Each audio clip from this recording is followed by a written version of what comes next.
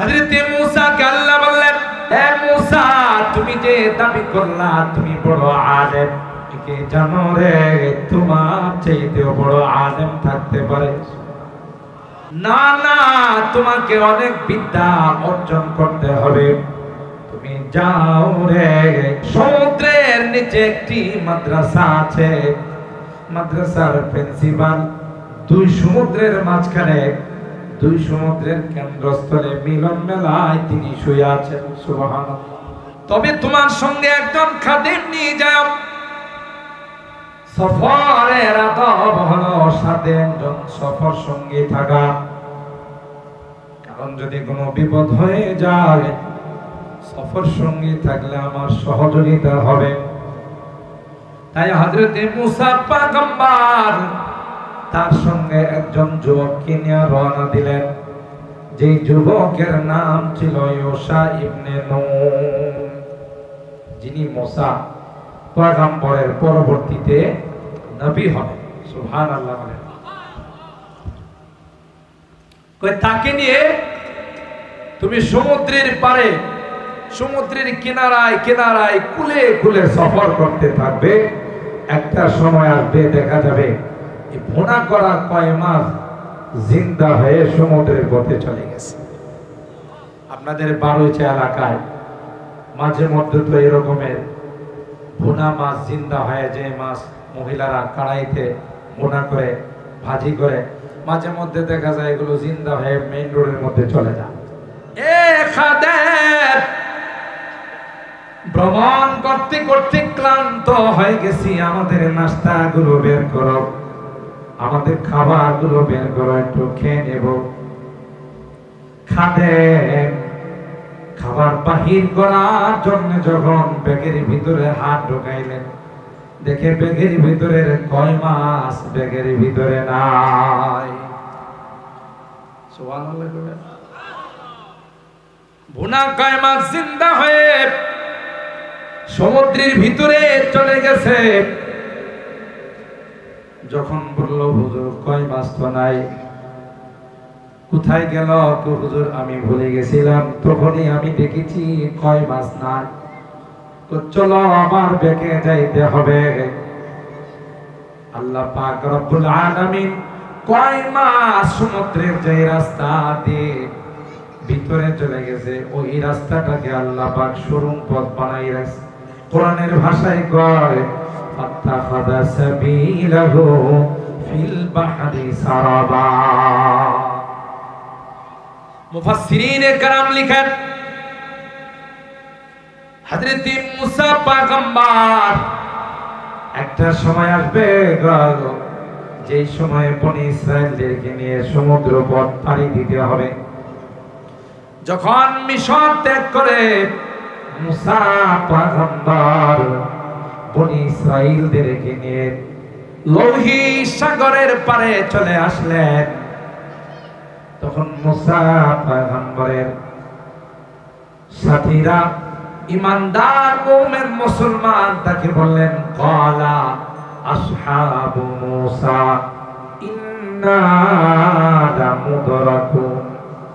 এ মূসা, আমরা তো ধরা পড়ে গেলাম। সামনের দিক দিয়ে হলো সমুদ্র, পিছনের দিক থেকে ফেরাউন তার বাহিনী নিয়ে আসতেছে, তুমি কি আমাদেরকে মারার জন্য নিয়ে আসলা? মূসা পয়গম্বর বলেন, ক্বালা কাল্লা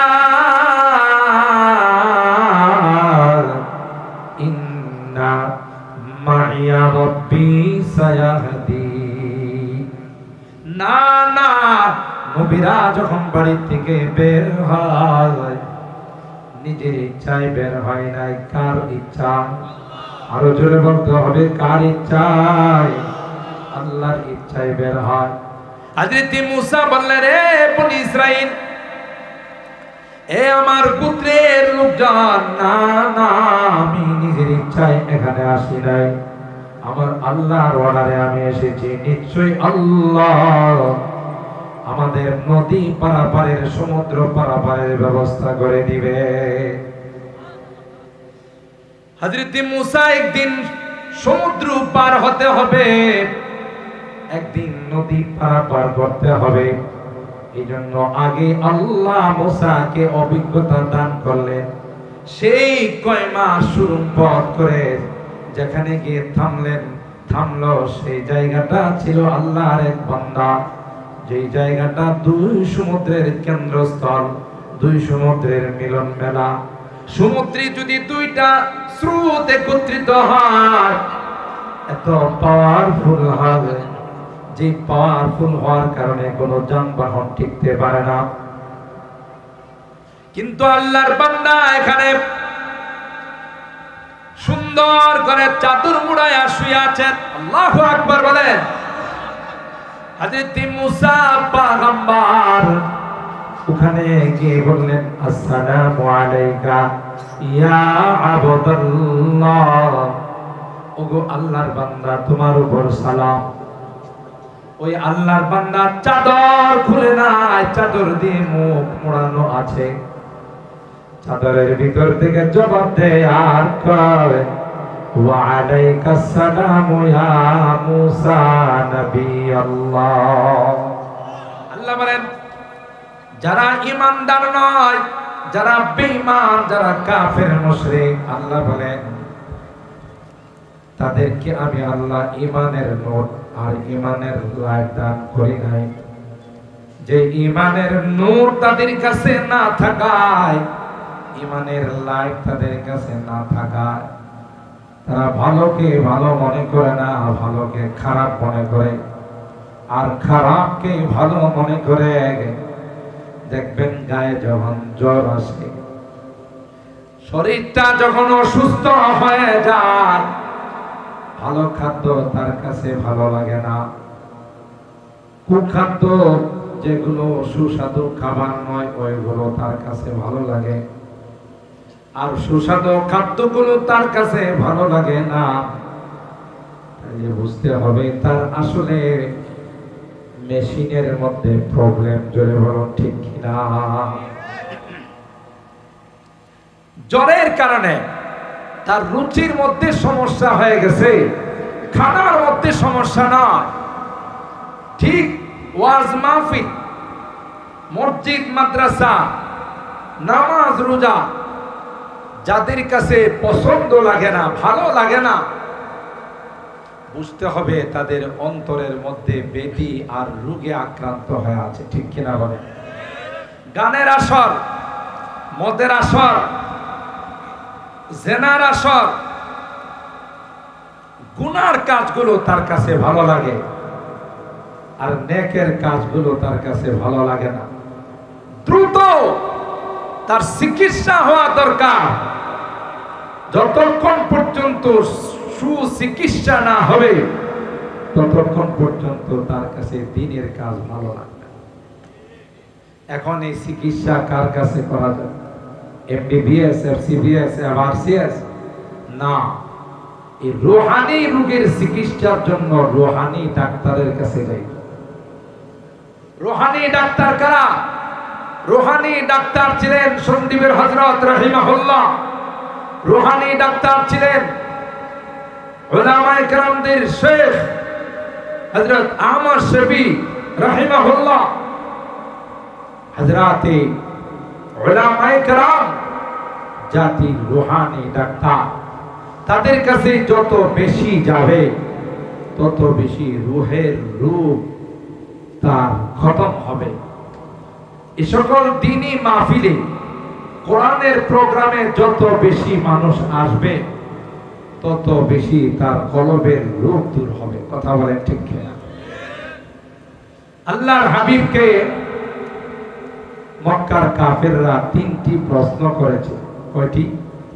তিনটি প্রশ্ন করেছিলেন। এর মধ্যে একটি প্রশ্ন ছিল ওয়াসআলুনাকা আনির রূহ, হে নবী আপনি বলুন তো দেখি রূহ কাকে বলে। দ্বিতীয় নাম্বার প্রশ্ন ছিল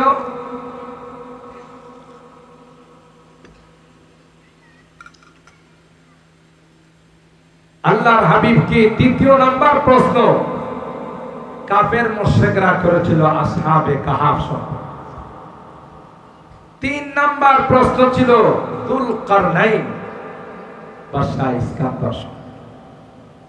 ইহুদিরা আসমানি কিতাব পড়ে মক্কার কাফের মুশরিকদেরকে শিখিয়ে দিয়েছিলেন যে মুহাম্মদকে তিনটি প্রশ্ন করো, তিনি যদি নবী হন, সত্যিকার অর্থে যদি তিনি আল্লাহ প্রদত্ত পয়গম্বর হন, তাইলে তিনি তার জবাব দিতে পারবেন।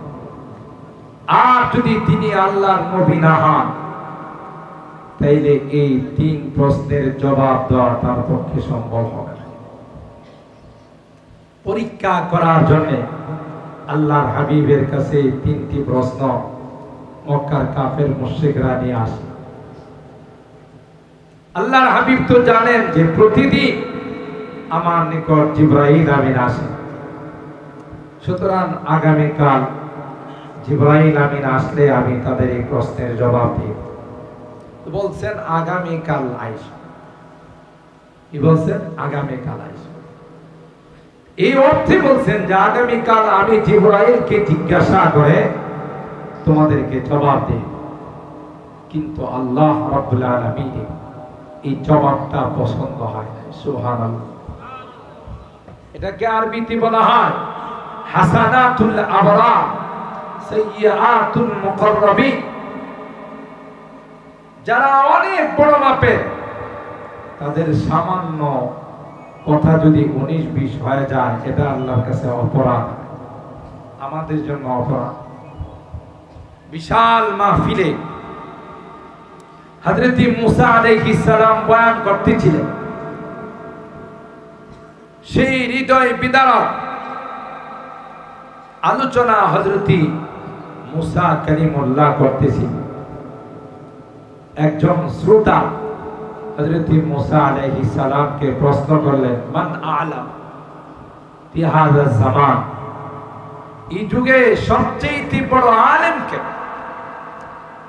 মুসা আলাইহিস সালাম জবাব দিয়েছিলেন আনা। কি জবাব দিয়েছিলেন? আনা, এই যুগের সবচেয়ে বড় আলেম আমি। হযরত মুসা আলাইহিস সালামের জবাবটা সঠিক ছিল না বেঠিক ছিল? বেঠিক নয়, সঠিক ছিল, 100% সঠিক ছিল।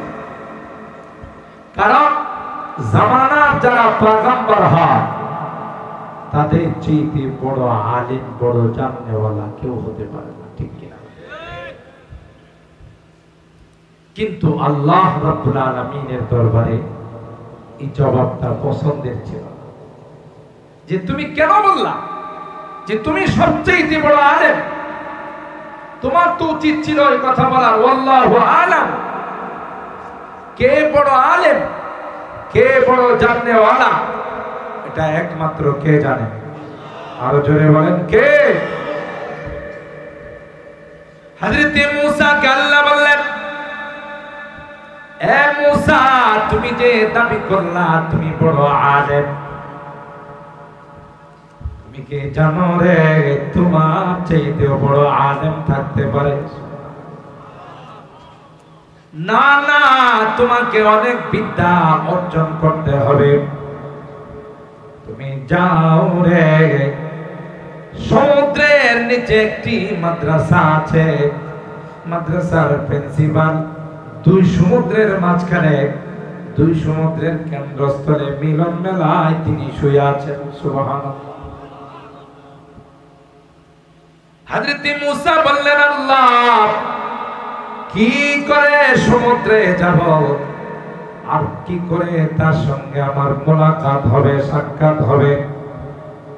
আল্লাহ বলে দিলেন, মুসা, কয় মাছ ভুনা করে তোমার ব্যাগের মধ্যে রেখে সমুদ্রের কিনারা দিয়ে, সমুদ্রের কোল দিয়ে তুমি হাঁটতে থাকো। যেই সময় কয় মাছটা জিন্দা হয়ে সমুদ্রের ভিতরে চলে যাবে, ওই পথ অনুসরণ করে তুমি যখন যাবে লাস্ট স্টেশন, ওখানে গিয়ে দেখবে আল্লাহর এক বান্দা চাদর মোড়ায়া শুয়ে রয়েছে। আরো আস্তে, সুবহানাল্লাহ। তবে তোমার সঙ্গে একজন খাদেম নিয়ে যাও, সফরের আদব হলো সাথে একজন সফর সঙ্গী থাকা। কারণ যদি কোনো বিপদ হয়ে যায়, সফর সঙ্গী থাকলে আমার সহযোগিতা হবে। তাই হযরত মুসা পয়গম্বর তার সঙ্গে একজন যুবককে নিয়ে রওনা দিলেন, যে যুবকের নাম ছিল ইউশা ইবনে নুন, যিনি মুসা পয়গম্বরের পরবর্তীতে নবী হবেন। সুবহানাল্লাহ। তাকে নিয়ে তুমি সমুদ্রের পারে, সমুদ্রের কিনারায় কিনারায় কুলে কুলে সফর করতে থাকবে। একটা সময় আসবে দেখা যাবে এই ভুনা করা কয় মাছ জিন্দা হয়ে সমুদ্রের পথে চলে গেছে। আপনাদের বারুইচা এলাকায় মাঝে মধ্যে তো এরকমের ভুনা মাছ জিন্দা হয়ে, যে মাছ মহিলারা কড়াইতে ভুনা করে ভাজি করে, মাঝে মধ্যে দেখা যায় এগুলো জিন্দা হয়ে মেইন রোডের মধ্যে চলে যায়। কি বলে? কিন্তু আল্লাহ যদি ইচ্ছা করেন জিন্দা করতে পারেন না পারেন? বলুন, আল্লাহর ক্ষমতা আছে না নাই? তিনি তো সর্বময় ক্ষমতার মালিক। কাউকে ক্ষমতায় বসান, কাউকে নামান। কে? কাউকে ইজ্জত দেন, কাউকে বেইজ্জত করেন। কে? কেউ যদি ক্ষমতা পায়া ভুলে যান যে আমি সবচেয়ে পাওয়ারফুল, তাহলে চরম ভুল করবে। ঠিক কিনা বলেন? পৃথিবীর বড় বড় বড় বাদশা, ক্ষমতাবান, পাওয়ারফুল, সুপার পাওয়ারের মালিক, দেখা গেছে আল্লাহ তাদেরকে অপমানিত করে লাঞ্ছিত করে পৃথিবী থেকে বিদায় করছে।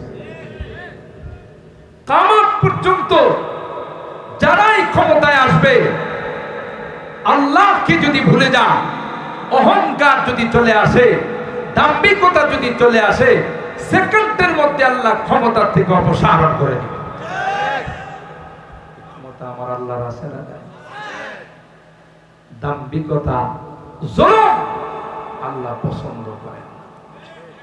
যারা জালেম হয়, মানুষের উপর অত্যাচার আর নির্যাতন ছাড়া একদিন না একদিন আসমান থেকে তাদের উপরে গজব নাই আসে। বাংলাদেশও তার ব্যতিক্রম নয়। কথা বলেন? জুলুম করতে করতে করতে করতে চরম পর্যায়ে কাউকে গুম, কাউকে খুন, কাউকে আয়না করে। কথা বলেন ঠিক কিনা?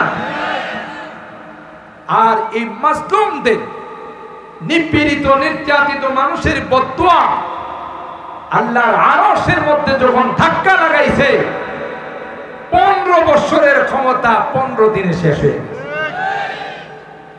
কি ঠিক বললাম? আপনারা শুনলে আশ্চর্য হবেন যে আল্লাহ কিভাবে সাইজ করে। আমরা যারা মাহফিলে যাই, দিনের কিছু কথাবার্তা বলি, একটা পর্যায়ে আদালত থেকে একজন বিচারক রায় দিয়েছিলেন যে যারা মাঠে ময়দানে বয়ান করে, ওয়াজ করে, তাদের উপর ইনকাম ট্যাক্স লাগানো দরকার। নাউজুবিল্লাহ করবেন না। ওলামায়ে কেরাম, নায়েবে রাসূল যারা, ওয়ারাসাতুল আম্বিয়া, এরা তো দিনের জন্য, দিনের স্বার্থে কিছু কথা বলতে যান। হাদিয়া, তুফা, মাহফিল থেকে গাড়ি ভাড়া যাই কিছু দেওয়া হয় সেগুলো নিয়ে চলে যান। কিন্তু এই সুকুনের বদনজর পড়ছে আলেম ওলামাদের ওয়াজের মধ্যে। কথা বলেন ঠিক কিনা? আল্লাহ ডাক দিয়া কয়, এ নায়েবে রাসূল, এ উলামা সমাজ, এ ওয়ারাসাতুল আম্বিয়া, সবর কর। ওই দিন বেশি দূরে নয় রে, যেদিন তোমাদের ইনকামের উপরে ট্যাক্স না যায়, যে ফতোয়া দিয়েছে তার নিচের অংশের মধ্যে ট্যাক্স লাগানো হবে। কথা কয় না? আপনারা দেখেছেন যেই বিচারক আলেম ওলামাদের বয়ানের উপরে ইনকাম ট্যাক্স লাগানোর কথা বলেছিল, একটা পর্যায়ে কলা গাছের পাতায় শুয়েও মুক্তি পায় নাই। কথা বলে ঠিক কিনা? কলা গাছের পাতায় শুইছে আর দেখছে আলেম ওলামাদের দাড়িটা যদি আমার দাড়ি লাগায়, দাড়িটা রাখলে যদি কোনোভাবে আমি নিষ্কৃতি পাই, মুক্তি পাই, দাড়ি রাখার পরেও জনগণ তাকে ছাড় দেয় নাই। কারণ হাদিসের মধ্যে আছে ইন্নামাল আমালু বিন্নিয়াত, সমস্ত কাজ নির্ভর করে নিয়তের উপর। এই দাড়ি রাখা সুন্নতের জন্য ছিল না, জান বাঁচানোর জন্য ছিল। আর একজন দাড়ি রাখছিল দরবেশ নামে পরিচিত, তার দাড়িটাও সুন্নতের জন্য ছিল না, বাংলাদেশের টাকা লুটপাট করার একটা পায়তারা ছিল। এই জন্য দাড়ি রাখা নিস্তার পায়। আরেকজন দাড়ি রাখা কোটি কোটি টাকা, হাজার কোটি টাকা দেশের আত্মসাৎ করেছে, শেষ পর্যন্ত ওই দাড়ি আর টিকাইতে পারে না। নিয়তের মধ্যে প্রবলেম ছিল, কথা বলেন ঠিক কিনা? আমার ভাইরা, আল্লাহ পাক বলেন না, না যারা নায়েবে রাসূল হয়, ওয়ারাসাতুল আম্বিয়া হয়, আল্লাহর নবী কয় এরা তো নবীদের ওয়ারিস। আর নবীরা টাকা পয়সা সোনা দানা রেখে যায় নাই, ও ইন্নামা ওয়ারাসুল ইলম, ইলমে ওয়াহী তাদের মধ্যে রেখে গেছেন, তারা ইলমে ওয়াহীর উত্তরাধিকার। সুতরাং তাদের সঙ্গে যারা আদাওয়াতি করে রে, তাদের সঙ্গে যারা দুশমনি করে, আমি আল্লাহ তাদের সঙ্গে যুদ্ধের ডিক্লার দিলাম। দুই ব্যাপারে আল্লাহ তাআলা যুদ্ধের ডিক্লার দিয়েছেন। একটা হলো যারা সুদী কারবার করে, কি করে? সুদী কারবারে যারা লিপ্ত হয়, আল্লাহ তাআলা কোরআনে কারীমের মধ্যে ইরশাদ করে, ফাইল্লাম তাফআলু ফাআযানু বিহারবিন মিনাল্লাহি ওয়া রাসূলিহি। সুদের ক্ষতিকর দিক বর্ণনা করার পরেও, বলার পরেও যারা সুদী কারবার বর্জন করে না, আল্লাহ বলেন তোমরা আল্লাহ এবং আল্লাহর নবীর সঙ্গে যুদ্ধ করার জন্য প্রস্তুত হয়ে যাও। নাউযুবিল্লাহ। দুই নম্বর হাদিসে কুদসির মধ্যে আল্লাহ কয়, মান আদালি ওয়ালিয়ান ফাকাদ আযানতুহু বিল হক। যারা আমার ওয়ালিদের সঙ্গে আদাওয়াতি রাখে, দুশমনি রাখে, আল্লাহ ডাক দিয়া কয় আমি আল্লাহ তাদের সঙ্গে যুদ্ধের ডিক্লার দিলাম। সাধারণ মনে করেন না, যারা নায়েবে রাসূল কোরআন হাদিসের শিক্ষা দেয়, মানুষকে ঈমান শিক্ষা দেয়, নামাজ শিক্ষা দেয়, দ্বীন শিক্ষা দেয়, তারা টাকা পয়সার জন্য নয়, আল্লাহকে খুশি করার। গোটা বাংলাদেশে এত পরিমাণ কোরআনের মাদ্রাসা, পৃথিবীর কোথাও এত কোরআনের মাদ্রাসা নেই। সুবহানাল্লাহ। কোরআন সুন্নাহ ইসলামের বিরোধিতা যারা যত বেশি করবে, তত বেশি আল্লাহ কোরআনের মাদ্রাসা অলিতে গলিতে জাগাই দিবে। আজকে গোটা বাংলাদেশ পৃথিবীর মধ্যে কোরআনের দেশ হিসাবে পরিচিত, ঠিক কিনা বলেন?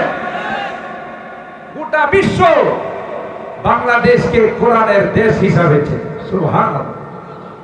ছোট্ট একটি বাংলাদেশ, বিশ্বের এমন কোন দেশ না যেই দেশ আমাদের এই প্রিয় মাতৃভূমি বাংলাদেশকে চিনে না, কিন্তু অন্য কোনো কিছু দিয়ে চেনে না, কোরআন দিয়েছে, ঠিক কিনা বলেন? আপনাদের এই নূরে মদিনা মাদ্রাসা, আপনারা এশারের সময় আসেন নাই, ছোট্ট একটি বাচ্চা, আমি যেহেতু এখানে এশার নামাজ পড়েছি, এত চমৎকার, এত সুন্দর তিলাওয়াত করেছে, এরাই 200-300 রাষ্ট্রকে পিছনে ফেলে বাংলাদেশের লাল সবুজের পতাকা পৃথিবীর মধ্যে পথ করে উড়ায়। কথা বলেন ঠিক?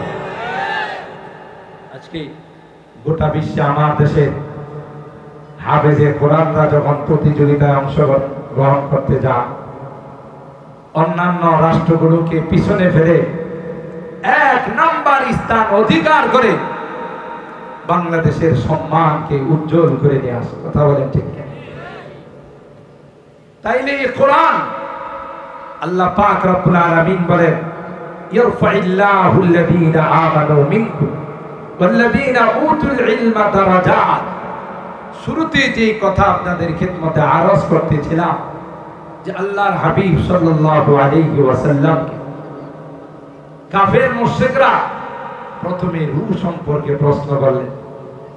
তো আল্লাহর হাবিব জবাব দিতে গিয়ে বলেছিলেন আগামীকাল আসবে। পয়গম্বর বলেছিলেন আমি হলাম জামানার সবচেয়ে বড় আলেম জাননেওয়ালা। আল্লাহ পাক রব্বুল আলামিন তাকে বললেন তোমাকে অনেক শিক্ষা অর্জন করতে হবে, তোমাকে মাজমা আল বাহরাইন, দুই সমুদ্রের কেন্দ্রস্থল মিলন মেলা, ওখানে গিয়ে প্রিন্সিপালের কাছে আবেদন করতে হবে যে আমাকে আপনার মাদ্রাসায় ভর্তি করুন। সুবহানাল্লাহ। হযরত মুসা পয়গম্বর সাথে ইউশা ইবনে নুনকে নিয়ে রওনা দিলেন সমুদ্রের কিনারায়। চলতে চলতে একটা পর্যায়ে এক জায়গায় ক্লান্ত হয়ে গেলেন, শুয়ে গেলেন, বিশ্রাম করলেন। ঘুম থেকে ওঠার পর হযরত মুসা পয়গম্বর খাদেমকে ডাক দিয়া কয় আতিনা গাদানা লাকাদ লাকিনা মিন সাফারিনা হাদা নাসাবা। এ খাদেম, ভ্রমণ করতে করতে ক্লান্ত হয়ে গেছি, আমাদের নাস্তাগুলো বের করো, আমাদের খাবারগুলো বের করো, একটু খেয়ে নেব। খাদেম খাবার বাহির করার জন্য যখন ব্যাগের ভিতরে হাত ঢোকাইলেন, দেখে ব্যাগের ভিতরে কয় মাছ ব্যাগের ভিতরে নাই। সুবহানাল্লাহ। ভুনা কয় মাছ জিন্দা হয়ে সমুদ্রের ভিতরে চলে গেছে। যখন বলল হুজুর কয় মাছ তো নাই, কোথায় গেল? তো হুজুর আমি ভুলে গেছিলাম, তখনই আমি দেখেছি কয় মাছ নাই। তো চলো আমার ব্যাগে যাইতে হবে। আল্লাহ পাক রব্বুল আলামিন কয় মাছ সমুদ্রের যে রাস্তা দিয়ে ভিতরে চলে গেছে, ওই রাস্তাটাকে আল্লাহ পাক সুরুম পথ বানাই রাখছে। কোরআনের ভাষায় কয় ফাত্তাখাযা সাবিলাহু ফিল বাহরি সারাবা। মুফাসসিরিনে কেরাম লিখেন হযরত মুসা পয়গম্বর একটা সময় আসবে যে সময় বনি ইসরাইলদেরকে নিয়ে সমুদ্র পথ পাড়ি দিতে হবে। যখন মিশর ত্যাগ করে মুসা পয়গম্বর বনি ইসরাইলদেরকে নিয়ে লোহিত সাগরের পারে চলে আসলেন, তখন মুসা পয়গম্বরের সাথীরা ইমানদার মুমিন মুসলমান তাকে বললেন ক্বালা আসহাবু মুসা ইন্না লামুদরাকুন। এ মুসা, আমরা তো ধরা পড়ে গেলাম। সামনের দিক দিয়ে হলো সমুদ্র, পিছনের দিক থেকে ফেরাউন তার বাহিনী নিয়ে আসতেছে, তুমি কি আমাদেরকে মারার জন্য নিয়ে আসলা? মুসা পয়গম্বর বলেন ক্বালা কাল্লা ইন্না মাইয়া রাব্বি সায়াহদি।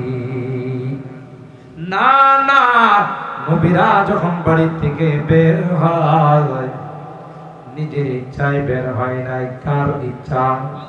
আরো জোরে বলতে হবে, কার ইচ্ছায়? আল্লাহর ইচ্ছায় বের হয়। হযরত মুসা বললেন রে বনি ইসরাইল, এ আমার পুত্রের লোকজন, না না, আমি নিজের ইচ্ছায় এখানে আসি নাই, আমার আল্লাহর অর্ডারে আমি এসেছি। নিশ্চয়ই আল্লাহ আমাদের নদী পারাপারের, সমুদ্র পারাপারের ব্যবস্থা করে দিবে। হযরত মুসা একদিন সমুদ্র পার হতে হবে, একদিন নদী পারাপার করতে হবে। এই জন্য আগে আল্লাহ মুসাকে অভিজ্ঞতা দান করলেন। সেই কয় মাস শুরুম পথ করে যেখানে গিয়ে থামলো সেই জায়গাটা ছিল আল্লাহর এক বান্দা, যেই জায়গাটা দুই সমুদ্রের কেন্দ্রস্থল, দুই সমুদ্রের মিলন মেলা। সমুদ্রে যদি দুইটা স্রোত একত্রিত হয় এত পাওয়ারফুল হবে, যে পাওয়ারফুল হওয়ার কারণে কোনো যানবাহন টিকতে পারে না। কিন্তু আল্লাহর বান্দা এখানে সুন্দর করে চাদর মুড়ায়া শুয়ে আছেন। আল্লাহু আকবার বলেন। হযরত মুসা পয়গম্বর ওখানে গিয়ে বললেন, আসসালামু আলাইকা ইয়া আবদুল্লাহ, ওগো আল্লাহর বান্দা তোমার উপর সালাম। ওই আল্লাহর বান্দা চাদর খুলে নাই, চাদর দিয়ে মুখ মোড়ানো আছে। চাদরের ভিতর থেকে জবাব দেয় আর কয়, ওয়া আলাইকাস সালাম ইয়া মুসা নবী আল্লাহ। আরো আস্তে সুবহানাল্লাহ। হযরত মুসা পয়গম্বর তাকে প্রশ্ন করলেন, জীবনে কোনদিন আপনার সঙ্গে আমাদের দেখা নাই, জীবনে কোনদিন আপনার সঙ্গে আমার সালাম কালাম নাই, কি করে বুঝলেন গো আমি যে বনে ইসরাইলের পয়গম্বর মুসা? তিনি চাদরের ভিতর থেকে জবাব দেয়া কয়, আমি যে সমুদ্রের কেন্দ্রস্থলে শুয়ে আছি তোমাকে কে জানালো রে আমি এখানে শুয়ে আছি? বললেন, আল্লাহ। যে আল্লাহ আমার লোকেশন দিয়েছেন সেই আল্লাহ আমাকে ফোন দিয়ে বলে দিয়েছেন বনি ইসরাইলের পয়গম্বর মুসা আসবে তোমার মাদ্রাসায় ভর্তি হওয়ার জন্য। তিনি বললেন, ক্বালা হাল আত্তাবিউকা আলা আন তুআল্লিমানি মিম্মা উল্লিমতা রুশদা। মুসা আলাইহিস সালাম কয়, আপনার মাদ্রাসায় আমারে ভর্তি করবেন? খিজির আলাইহিস সালাম কয়, না, আমার মাদ্রাসার আইন কানুন বড় কড়া, আপনি ভর্তি হয়ে এখানে পড়তে পারবেন। ক্বালা ইন্নাকা লান তাসতাতিআ মাইয়া সাবরা। না না, আপনি আমার মাদ্রাসার নিয়ম কানুন গুলো মানতে পারবেন না। যদি মুসা পয়গম্বর বলেন, যাহা অবশ্যই, ওয়া কাইফা তাসবিরু আলা মা লাম তুহিত বিহি খুবরা। মুসা পয়গম্বর কয়, যদি আল্লাহ আমাকে সুযোগ দেন, আল্লাহ যদি আমাকে তৌফিক দেন, তাইলে আমি অত্যন্ত কষ্ট করে সবর করে আপনার মাদ্রাসায় ভর্তি হব। আমার ভাইরা, কেন আল্লাহ পাক হযরত মুসা পয়গম্বরকে সমুদ্র পানি দেওয়ালেন, কেন এত দূরে পাঠালেন? শুধু একটা শব্দের কারণে। মনে আছে না ভুলে গেছেন? কি বলেছিলেন? আমি হলাম সবচাইতে বড় আলেম। আল্লাহর হাবিব যখন বললেন আগামীকাল আইসো, একদিন নয়, 2 দিন নয়, দীর্ঘ 15 দিন পর্যন্ত জিবরাইল আমিন আর ওহী নিয়ে আসেন না। অনেক কিছু মাঝখানে হয়ে গেছে। 15 দিন পর হযরতে জিবরাইল আমিন আয়াত নিয়ে আসেন আর বলেন, ওয়ালা তাকুলান্না লিশাইইন ইন্নী ফাইলুন যালিকা গাদা ইল্লা আইয়াশা আল্লাহ। কোনদিন ভবিষ্যতের কোনো কথা বলতে গেলে বললেন না যে আমি করব, আমি যাব, আমি খাবো। যখনই বলবেন তার সাথে বলবেন ইনশাআল্লাহ। বলুন বলুন, কি বলতে হবে? ভাই আগামীকাল ঢাকা যাবেন, তখন কি বলবেন? ইনশাআল্লাহ। আগামীকাল কি দাওয়াত খাবেন? ইনশাআল্লাহ। এখান থেকে আর আমাদেরকে শিক্ষা দিলেন। এরপরে আল্লাহর হাবিবকে আল্লাহ পাক বলেন, কাফের মুশরিকরা আপনাকে প্রশ্ন করেছিল ওয়ায়াসআলুনাকা আনির রূহ কুলির রূহু মিন আমরি রাব্বি ওয়া মা উতীতুম মিনাল ইলমি ইল্লা কালিলা। রূহ সম্পর্কে আপনাকে প্রশ্ন করেছে, আপনি বলে দিন রূহ এটা দুনিয়ার কোনো জিনিস নয়, রূহ হলো আল্লাহর অর্ডার। সুবহানাল্লাহ বলে। রূহের সম্পর্ক দুনিয়ার সঙ্গে নাই, রূহের সম্পর্ক হলো আসমানের সঙ্গে। এজন্য বডির খাবার হলো জমিন থেকে যা উৎপাদন হয়, আর রূহের খাবার হলো আসমান থেকে যে খাবার আসছে সেই খাবার। সুতরাং যেই রূহের মধ্যে কোরআনের আলো পৌঁছে, যেই রূহের মধ্যে দ্বীনের আলোচনা পৌঁছে, আল্লাহ ওয়ালাদের সান্নিধ্য যায়, ওই রূহ কোনোদিন মরে না, ওই রূহ আস্তে আস্তে জিন্দা হতে থাকে। সুবহানাল্লাহ। আর ভাইরা, তাই যাদের কানে কোরআনের আওয়াজ ভালো লাগে না, যাদের নামাজ ভালো লাগে না, যাদের রোজা ভালো লাগে না, যাদের কোরআন সুন্নাহর আলোকে চলা ভালো লাগে না, বুঝতে হবে তার কলবের মধ্যে ক্যান্সারের মতো রোগ হয়ে গেছে। ঠিক কিনা বলেন? কালকেই দেখবেন কিছু আধুনিক, কিছু মডার্ন, কিছু বুদ্ধিজীব, কথা বলেন ঠিক কিনা? বুদ্ধিজীব মানে হলো বুদ্ধি জানোয়ার, মানে শিক্ষা দীক্ষা অর্জন করতে করতে শয়তান মাথায় পেশাব করতে করতে যত তার ছিল সবগুলো লিক হয়ে গেছে। এগুলোকে বলে বুদ্ধিজীব, বুদ্ধি জানোয়ার। কোরআনের মাদ্রাসা গুলোকে ব্যাঙ্গের ছাতা বলে, কথা বলেন ঠিক কিনা? কোরআনের মাদ্রাসা গুলোকে জঙ্গিবাদের আস্তানা বলে, ঠিক কিনা বলে? ইনশাআল্লাহ যতদিন পৃথিবী থাকবে আর কেউ কোরআনের মাদ্রাসাকে ব্যাঙ্গের ছাতা বলার সাহস পাবে না।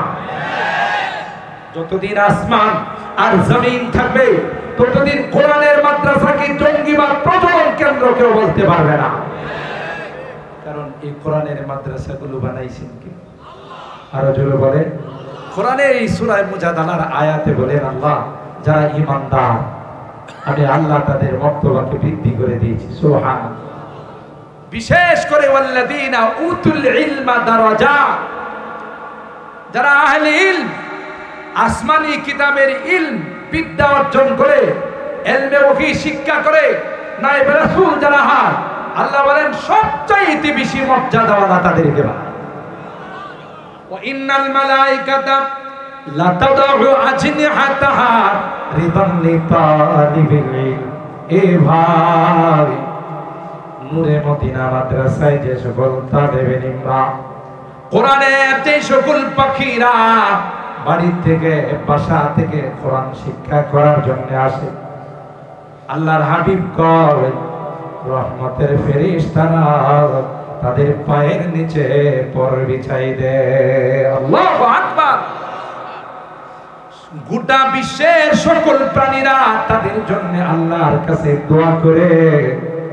ওয়া ইন্নাল আলিমা লা ইস্তাগফির লাহু মান ফিস সামাওয়াতি ওয়াল আরদ ওয়াল হিতানু ফি জাওফিল মা ওয়ান নামলাতু ফি জুহরিহা।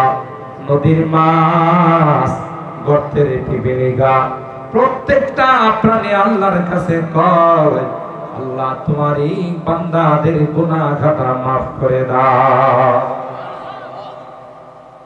কেন তাদের মর্যাদা সবচাইতে বেশি? কারণ এদের সিলেবাস, এটা হলো পৃথিবীর সবচাইতে দামি সিলেবাস। সিলেবাসের নাম কি? জোরে বলুন কি নাম? আল কোরআন। বলুন কি নাম? আল কোরআন। আল্লাহ যেমন মহান, তার কালাম সেরকম মহান, ঠিক কিনা বলেন? ভাগ্যবান ওই সকল ব্যক্তিরা যারা এই সকল কোরআনের মাদ্রাসার সাথে সম্পর্ক রাখে। সুবহানাল্লাহ। আমাদের মুতাওয়াল্লি সাহেবকে আল্লাহ নেক হায়াতের মালিক বানায় দেন, আমিন বলেন। আমিন। ইনি বিশাল বড় এক ব্যবসা আল্লাহর সঙ্গে জড়াই দিয়েছে। কোরআনের মাদ্রাসার জন্য এত দামি জায়গা, যেখানে 6 লেন হচ্ছে, এই জায়গার এক একটা ইঞ্চি কথা বলে, কথা বলে ঠিক কিনা? কোরআনের মাদ্রাসার জন্য তিনি এখানে ওয়াকফ করেছেন। আল্লাহ ওনাকে, ওনার পরিবার পরিজন যারা আছেন সকলকে নেক হায়াতের মালিক বানাই দেন, আমিন বলেন। আল্লাহ তাআলা বিপদ আপদের হাত থেকে রক্ষা করেন। মুরব্বীরা যারা দুনিয়ার থেকে চলে গেছে, আল্লাহ তাদের রূহের মধ্যে এখানে যত তিলাওয়াত হয়, এখানে যত শিক্ষা দীক্ষা হয়, সব কিছুর সব তাদের রূহের মধ্যে পৌঁছে দেন, আমিন বলেন। আমরাও যদি এই মাদ্রাসার সাথে নিজেদেরকে জড়ায় ফেলতে পারি, মাদ্রাসার সাথে যদি আমাদের মহব্বত আর ভালোবাসার সম্পর্ক হয়ে যায়, আল্লাহর কসম কিয়ামতের কঠিন ময়দানে যেদিন আমার পরিবারের কেউ আমার সঙ্গে হবে না, কেউ আমাকে আপন বলে স্বীকার করবে না, সেদিন এই মাদ্রাসার কোরআনের পাখিরা আজকে যাদের মাথায় দস্তারে ফজিলত পাগড়ি পরিয়ে দেওয়া হবে, এরা বলবে আল্লাহ আমাদের এই বালুচা এলাকার মানুষগুলো আমাদের মাদ্রাসার মধ্যে এসে মাদ্রাসার খোঁজ খবর নিত, বোর্ডিংয়ের খোঁজ খবর নিত, আমাদের খোঁজ খবর নিত। আজকে গুনার কারণে তাদেরকে জাহান্নামের কাতারে দেখা যায়। যতক্ষণ পর্যন্ত তাদের জান্নাতের ফয়সালা না হবে, আমরা তোমার জান্নাতে যাব না। সুবহানাল্লাহ। তাহলে সম্পর্ক রাখার দরকার আছে না নাই? যারা সম্পর্ক রাখছে এরা দুনিয়াতেও লাভবান, পরকালেও। আর যারা বিরোধিতা করছে এদের কপালে জুতা ছাড়া কিছু মিলে না। কথা বলেন ঠিক কিনা? যে লাইট আল্লাহ পাক জ্বালিয়েছে, পৃথিবীর কোন শক্তি, মহাশক্তি, পরাশক্তি এই লাইটকে কিয়ামত পর্যন্ত অফ করতে, যে অফ করতে যাবে সে নিজেই অফ হয়ে যাবে, ঠিক কিনা বলেন? চিরাগে রাম কে ইজ্জত पर फरोजाद, चिरागे राम के इज्जत पर फरोजाद, हरा कसदम जमदनी शशे बसोजाद। কবি ডাক দিয়া বলে আল্লাহর জ্বালানো লাইটকে যদি কেউ অফ করতে যায়, আল্লাহর জ্বালানো লাইটকে যদি কেউ নিভাইতে যায়, লাইট কোনোদিন নিভবে না। যে নিভাইতে যাবে রে সেই চিরকালের জন্য অফ হয়ে যাবে, ঠিক কিনা বলেন? খুরশিদে দ্বীন अहमद का आलम के उफुक पर चमकेगा,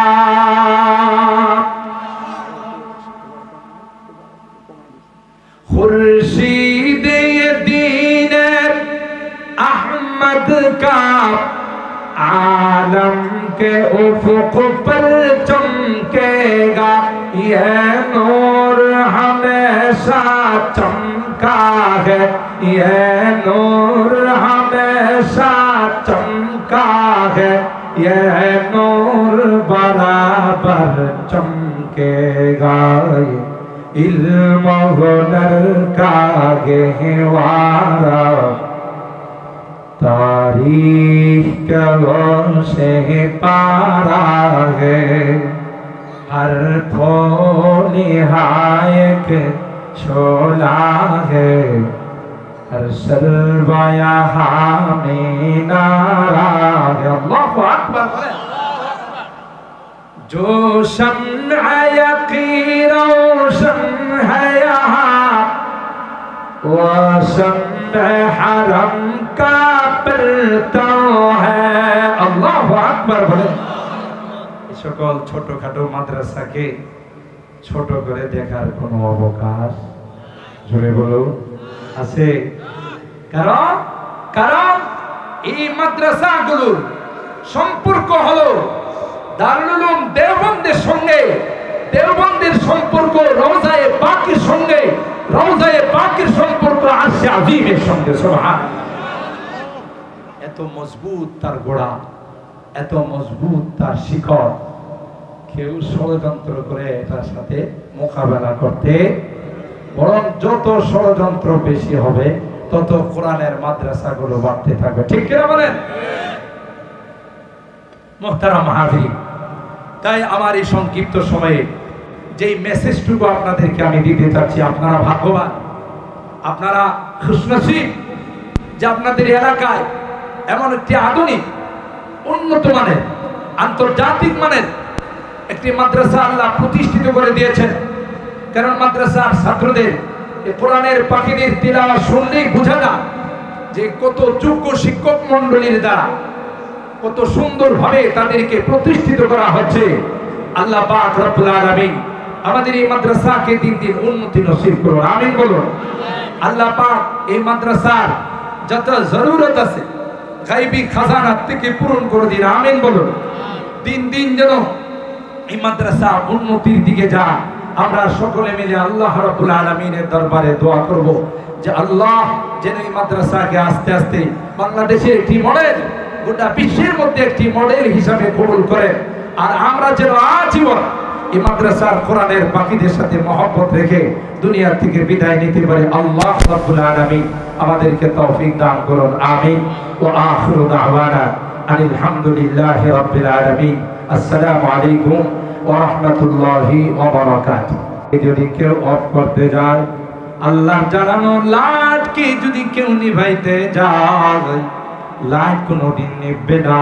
যে নিভাইতে যাবে রে সেই চিরকালের জন্য অফ হয়ে যাবে, ঠিক কিনা বলেন? খুরশিদে দ্বীন আহমদ কা आलम के उफुक पर चमकेगा,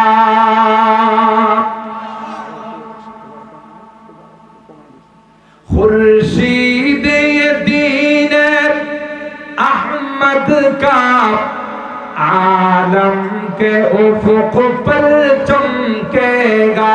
ये नूर हमेशा चमका है, ये नूर हमेशा चमका है, ये नूर बराबर चमकेगा।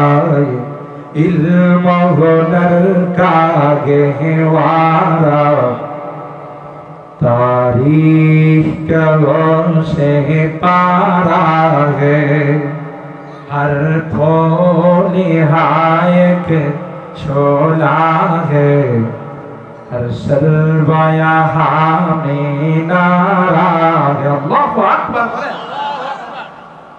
जो शम्अ यकीन रोशन है यहाँ, वो शम्अ हरम का परता है। अल्लाहु अकबर বলে। সকল ছোটখাটো মাদ্রাসাকে ছোট করে দেখার কোনো অবকাশ জোরে বলো আছে? কারণ এই মাদ্রাসাগুলোর সম্পর্ক হলো দারুল উলুম দেওবন্দের সঙ্গে, দেওবন্দের সম্পর্ক রওজায়ে পাকের সঙ্গে, রওজায়ে পাকের সম্পর্ক আরশে আজিমের সঙ্গে। সুবহানাল্লাহ। এত মজবুত তার গোড়া, এত মজবুত তার শিকড়, কেউ ষড়যন্ত্র করে এটার সাথে মোকাবেলা করতে, বরং যত ষড়যন্ত্র বেশি হবে তত কোরআনের মাদ্রাসাগুলো বাড়তে থাকবে, ঠিক কিনা বলেন? মুহতারাম হাজিরিন, তাই আমার এই সংক্ষিপ্ত সময়ে যেই মেসেজটুকু আপনাদেরকে আমি দিতে চাচ্ছি, আপনারা ভাগ্যবান, আপনারা খুশনসিব যে আপনাদের এলাকায় এমন একটি আধুনিক উন্নত মানের আন্তর্জাতিক মানের একটি মাদ্রাসা আল্লাহ প্রতিষ্ঠিত করে দিয়েছেন। কারণ মাদ্রাসার ছাত্রদের কোরআনের পাখিদের তিলাওয়াত শুনলেই বোঝা যায় যে কত যোগ্য শিক্ষক মণ্ডলীর দ্বারা কত সুন্দরভাবে তাদেরকে প্রতিষ্ঠিত করা হচ্ছে। আল্লাহ পাক রব্বুল আলামিন আমাদের এই মাদ্রাসাকে দিন দিন উন্নতি নসিব করুন, আমিন বলুন। আল্লাহ পাক এই মাদ্রাসার যত জরুরত আছে গায়বী খাজানা থেকে পূরণ করে দিন, আমিন বলুন। দিন দিন যেন এই মাদ্রাসা উন্নতির দিকে যায়।